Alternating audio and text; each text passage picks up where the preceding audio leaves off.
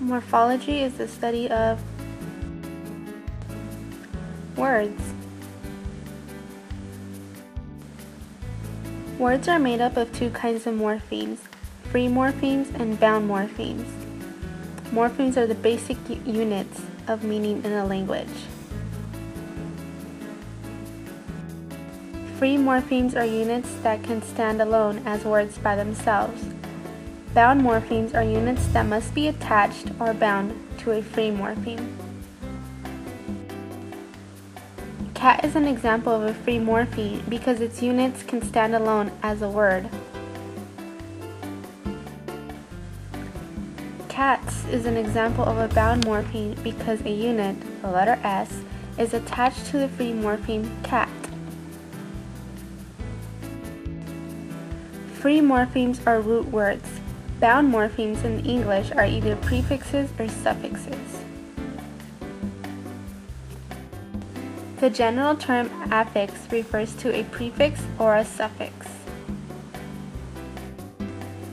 Affixes can be either inflectional or derivational. Inflectional morphemes add to a word without changing the part of speech. Derivational affixes do change meaning and can be prefixes or suffixes. Loved is an inflectional morpheme because adding a D at the end of the word love does not change the part of speech.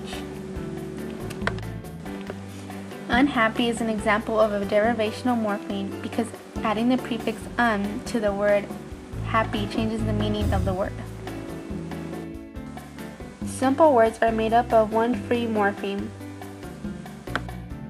For example, the word flower. Complex words are made up of a free morpheme and one or more bound morphemes. The word flowers is a complex word because it contains the free morpheme flower and the bound morpheme s. Compound words consist of two free morphemes. For example, teacup is a compound word because tea and cup can stand alone as words by themselves. There are four types of languages: analytic, synthetic, agglutinative, and polysynthetic.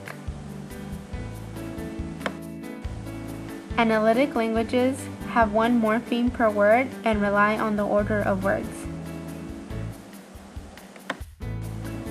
Synthetic languages add many inflections to words. Agglutinative languages combine many morphemes into a word. And polysynthetic languages have even more inflections than synthetic languages. The traditional approach to classifying words consists of identifying parts of speech.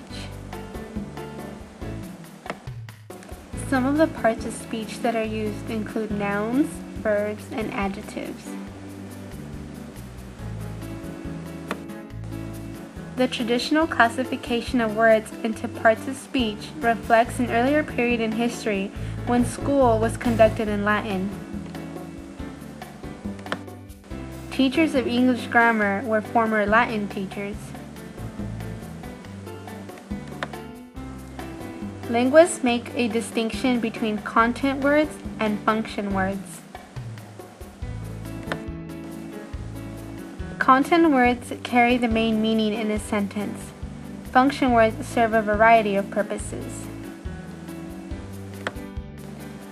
Content words are words you would use while writing a telegram.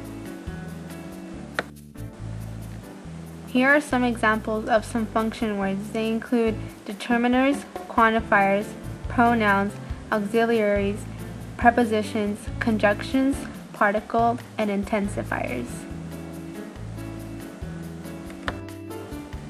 With all this talk about words, you might ask yourself, how do new words enter a language? Coining occurs when a neologism is created. Usually people coin words when they label a new invention. For example, words related to computers, like mouse. Compound words are formed by joining two free morphemes, for example, skateboard. Clippings and acronyms are abbreviated forms of words, like math for mathematics and LMU for Loyola Marymount University. Blending occurs when two words are combined together. When we combine breakfast and lunch, we get brunch. Bag formation occurs when people create a word going from the noun to the verb, like going from beggar to beg. English has one of the largest vocabularies of any of the world's languages. Many English words were borrowed from other languages. The words acrobat and tantalize come from the Greek language. Words prairie and scent come from the French language. Morphology is essential to understanding language and therefore helps us relate to other cultures, since language and culture are intertwined.